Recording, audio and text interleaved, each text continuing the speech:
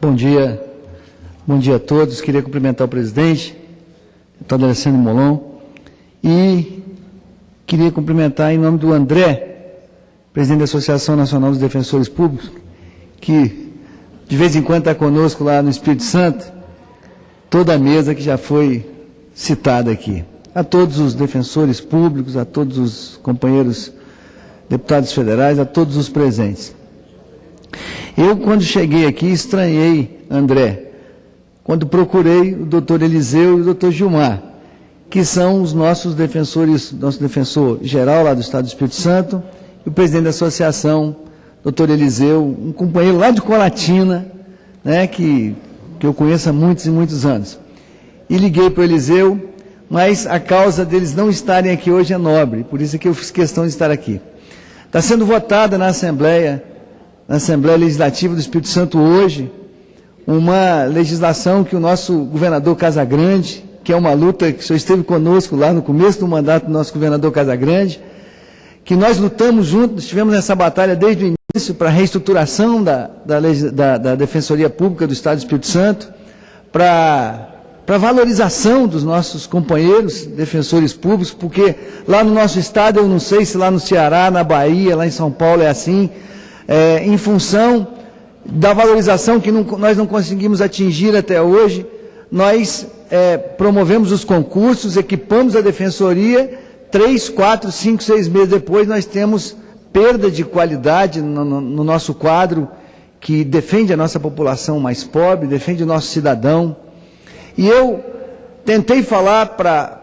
a Secretaria de Recursos Humanos lá do Espírito Santo, para o nosso governador,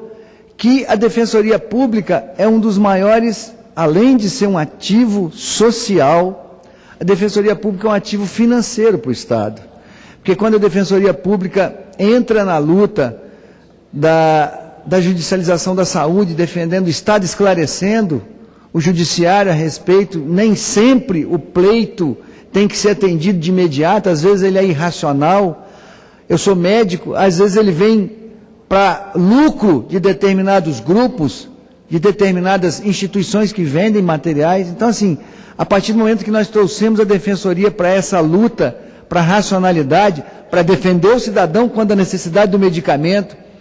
quando nós trouxemos a Defensoria Pública para esvaziar os presídios do Espírito Santo, os presídios estavam lotados de jovens que cometeram delitos simples, que por não ter condição de pagar um advogado, ficavam mofando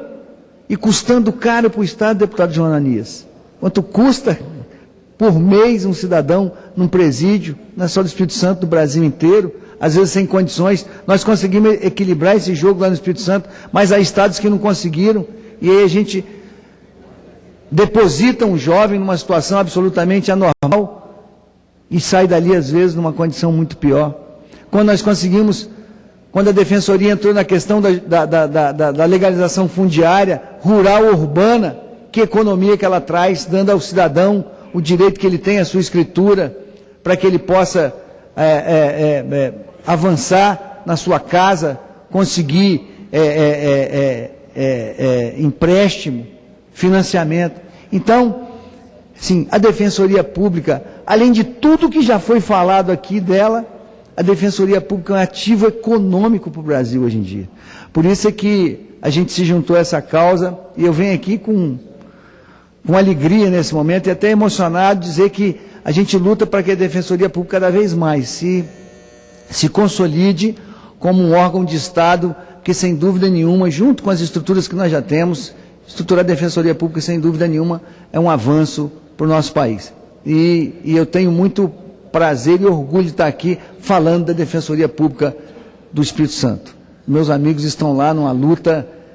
ferrenha, dura, para que cada vez mais a gente valorize o nosso cidadão. Então, parabéns, estamos juntos aí nessa luta, para que a gente cada vez mais tenha uma Defensoria consolidada, para que a gente dê cidadania ao brasileiro. Muito obrigado. Parabéns.